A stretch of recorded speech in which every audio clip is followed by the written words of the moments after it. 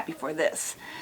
So, park your car further away. I do for many reasons, and it gives me some good exercise between that I wouldn't have had before.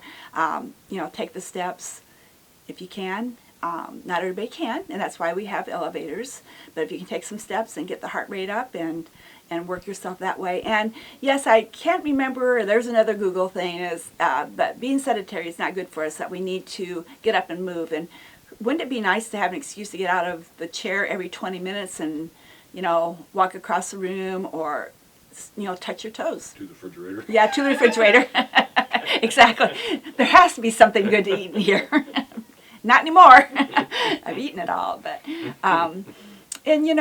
yes, so get your exercise, do your walking. Actually our body's made to be upright, and we need to stretch out those muscles, and sitting actually, contracts in the sitting position, and getting those hips stretched out by standing is very good for you. So good activities that stretch and actually challenge us too. Sometimes I find myself not challenging myself with activity, and that's actually not who I am as a person, but that happens because I'm just like everybody else, and so I need to make sure that I put that into my life. I discovered, I think I said last week, that I discovered I can't 100% change starting on Monday. You have to take it in increments of, okay, not eat this much, don't eat between meals is another wise nurse thing I heard from a coworker. She says she tries to control her eating by not eating between meals. How simple is that? And what do we eat between meals? Junk, that's right. So just trying to give up the in-between meals, but I'll tell you, it's hard to get rid of carbs because everything that tastes good has carbs, for me anyway. So we totally understand that. So anything else, Craig? Craig, I did it right. Yeah. I weigh myself every day. Just because if I don't pay attention to what I Yes, actually I do keep track of my weight every day too, for the most part. Some days I think, no, I don't need to know. It's just real life. But yes, maintaining a healthy weight is just important for your whole body. With this coronavirus, COVID-19, people who have pre-existing medical conditions that are diagnosed for sure, actually have more, they don't do as well with the virus because they just have all these other things that are going on in their body. So, and not that healthy people don't have all kinds of problems with the virus too, as we know.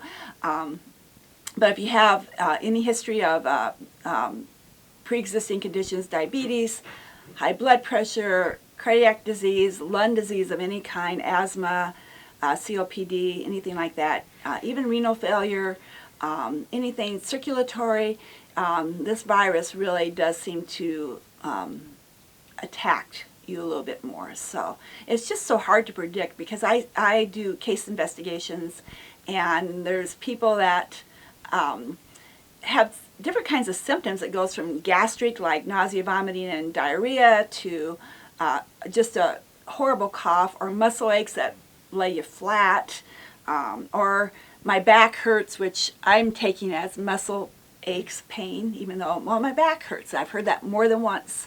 They've had it. Can't smell, can't taste. Wow, who would think, but true.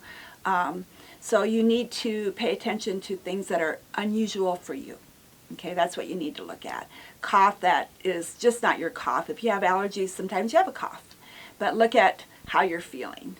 And when I release people from self-isolation, I tell them that they're going out into a wily world of viruses. And it's not just coronavirus, not just COVID-19, that there's flu's year-round, like I always say, cold viruses, which are many, many, many of them, and we don't know that you have protection if you've had a confirmed case of COVID-19. We don't know that you're immune from getting it again at this point. We don't.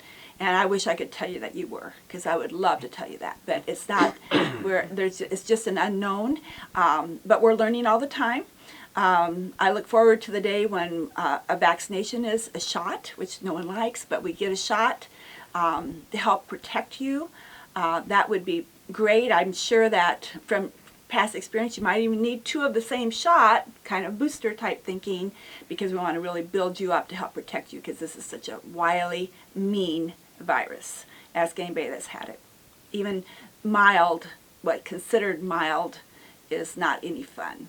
So, you know, and we don't always know that you have it. It's just a fact of life, you know. So, or when you really are contagious yet.